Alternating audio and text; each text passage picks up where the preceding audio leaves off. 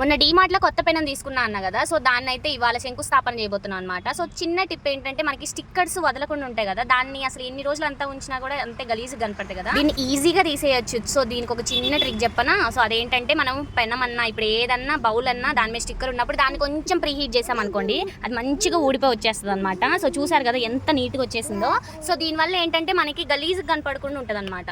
So మరి పెనం తీసుకున్నావు కాక డీమార్ట్లో అసలుకే మోసం అని కూడా వీడియోలు చేసావు, మరి పెనం ఎలా ఉంది అని మీరు అనుకోవచ్చు. సో చూసారు కదా, ఫస్ట్ అయితే సీజనింగ్ నాకు ఏం తెలీదు, ఫస్ట్ టైం ట్రై చేస్తున్నాను. కొత్త పెనం తీయడం కూడా ఇది ఫస్ట్ టైం అనమాట. సో నేను పెనం పెట్టి జస్ట్ నార్మల్గానే నేను ఆనియన్ అయితే రుద్దిన తర్వాత ఇక కొన్ని వాటర్ చల్లిన తర్వాత కొంచెం అయితే వేసాను అనమాట. సో ఫస్ట్ దోశ అయితే ఫెయిల్, అస్సలు రాలేదు. సెకండ్ దోశ కూడా సేమ్ అంతా వచ్చింది. చాలా సేపటి తర్వాత నాకైతే ఇట్లా వచ్చింది అనమాట. సో కానీ వేసిన దోశ అయితే చాలా బాగుందనమాట. చాలా అంటే టేస్ట్ కాదు, సేమ్ హోటల్ స్టైల్ వచ్చింది. మరి సీజనింగ్ ఇలాగే చేస్తారా, మరి నాకు తెలియని మిస్టేక్స్ ఏమైనా చేశానా? మెయిన్గా పెనం గురించి మాట్లాడుకోవాలంటే చాలా అంటే చాలా బాగుంది. సో దీని డీటెయిల్స్ మీకు కావాలనుకుంటే కామెంట్ చేయండి, నేను నెక్స్ట్ వీడియోలో చెప్పే ప్రయత్నం అయితే చేస్తాను.